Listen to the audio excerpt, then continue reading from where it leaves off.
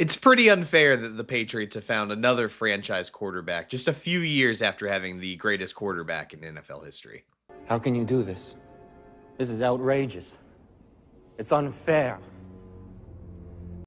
The New England Patriots pulled off a statement win over the Tampa Bay Buccaneers on Sunday, pulling off a 28-23 victory behind another strong performance from Drake Maye. The second-year quarterback completed 16 of 31 passes for 270 yards, 2 touchdowns, and an interception, but his performance went well beyond the box score, making some big plays in high-leverage situations.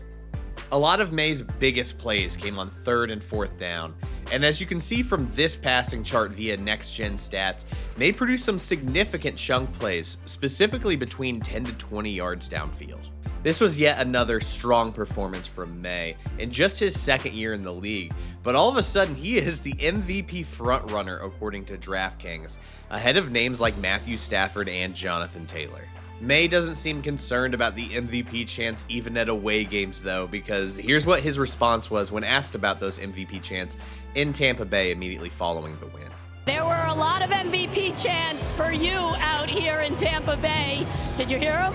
Yeah, they may be for Baker. Baker played his butt off.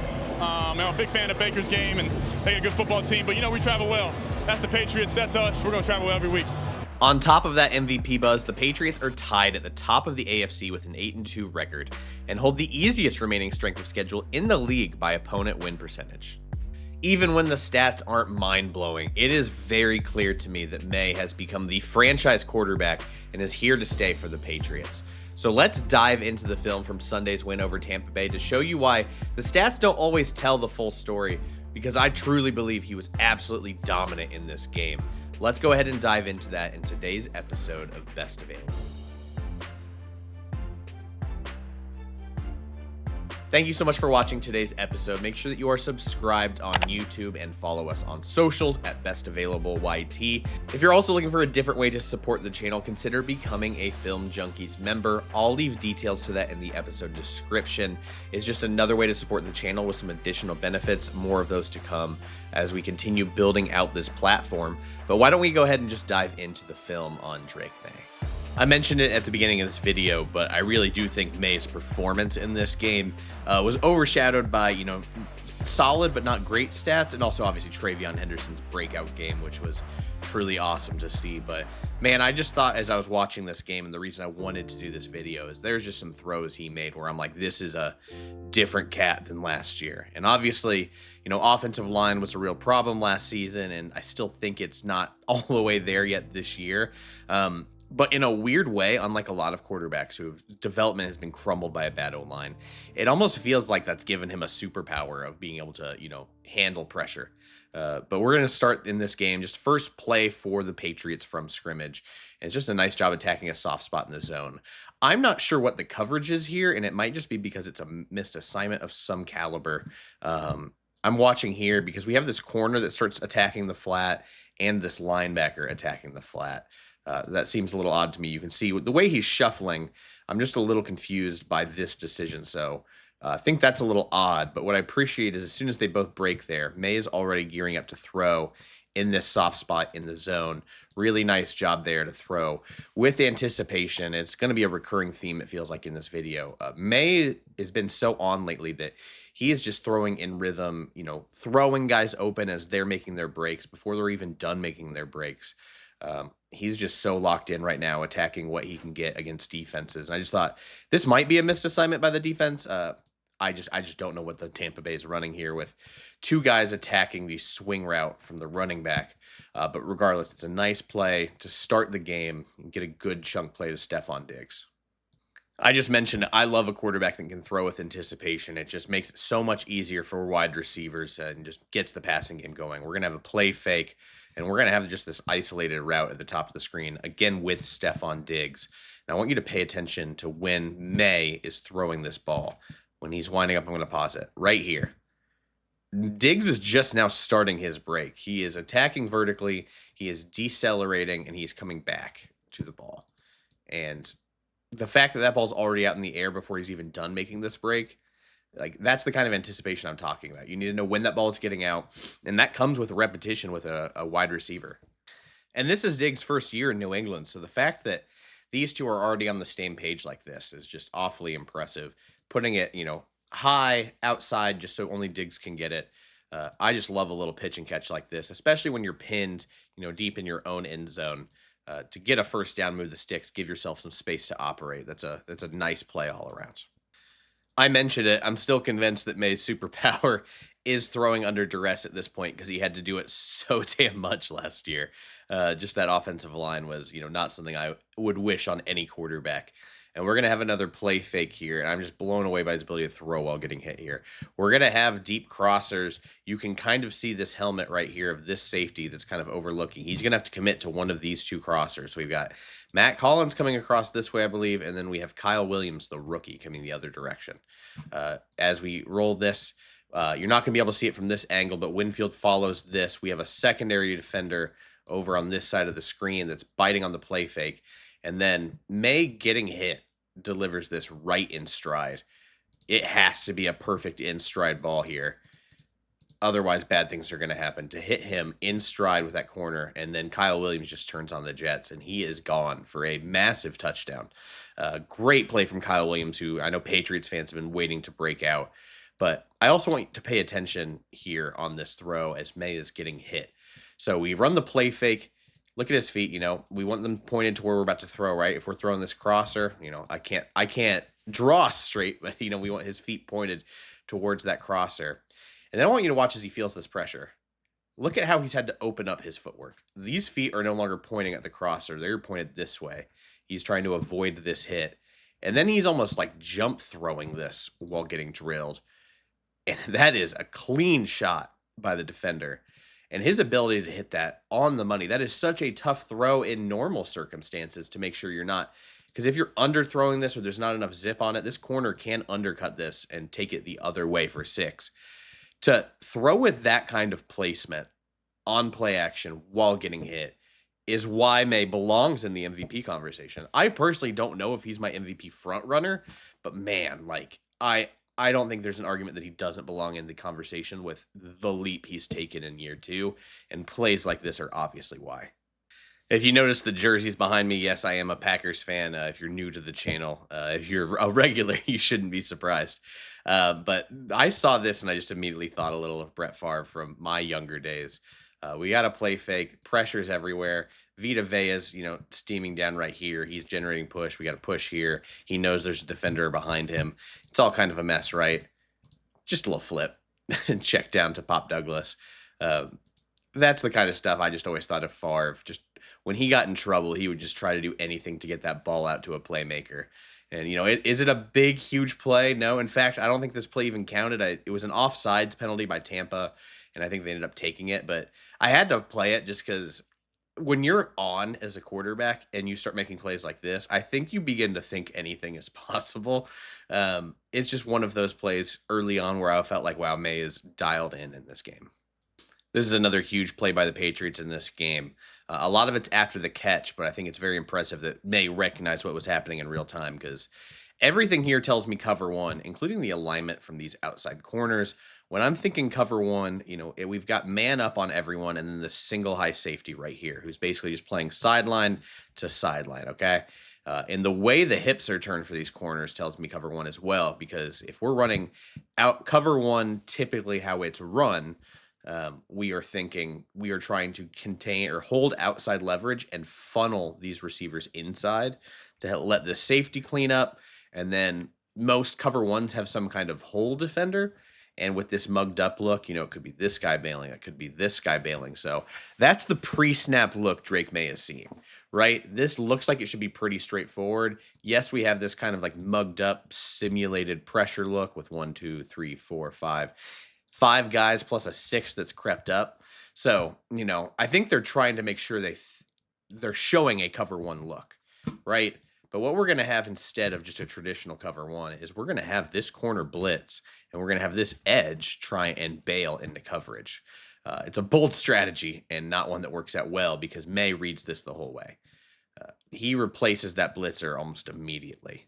And I think that's some impressive stuff from Maye to recognize that. I mean, he's looking at it the whole way. He sees the blitzer. He sees this edge's head is turned, not even looking at where the ball's going. and he just doesn't have the momentum to keep up with Pop Douglas. He was just a absolute mismatch if this is the decision you're trying to make. And then Hunter Henry gets a block, and Pop Douglas is off to the races. This is all just stuff you have to react to in the moment. I can tell what Tampa's trying to do is to disguise something for Maye, and just the fact that he is, being able to react to that post snap and get that ball out and replace the blitzer is a phenomenal play that results in a legitimate explosive for the offense and sets them up in scoring range before the end of the half. This is 4th down with 2 seconds left. We're going for it. We're going for the touchdown. We want to make a statement in this game. High leverage situation. It almost felt like at the beginning of this 4 downs, 4th and goal, 1st and goal, it looks like Vita Vea blew up the play, but I could see some argument where they were intentionally just letting the clock run because Tampa didn't have timeouts and not actually trying to score. I thought this whole sequence was interesting, but it set up obviously an extremely high leverage situation, 4th and goal. And we've just got what looks like a man look across the board. It looks like man up here, man up on the tight end. This guy's man up on this tight end, man. So it looks like some kind of potential just cover 0 look where we're sending the house. We're going to motion in Stefon Diggs. And typically on something like this, you might think of like what I call a smoke, where he blocks, Diggs gets the catch right away on this motion, and then just tries to dive for the end zone. And I think that's what these corners might be expecting. But instead we get a speed out from Hunter Henry and then a corner to the back of the end zone from Diggs. And this ball has to be perfect. And boy, is it.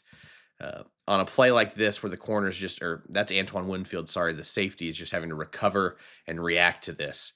He has no hope of breaking up, but a ball like that has to be high. It can't be low. You don't want to risk him getting his head turned and breaking this up, or being too low and just hitting him instead of Diggs, or Diggs having to contort his body. Instead, it is nice and high in the back of that end zone where only Diggs can react and get it. And I mean, what a high leverage touchdown in a play where you absolutely have to have it. This is one of the differences in a pretty damn competitive game.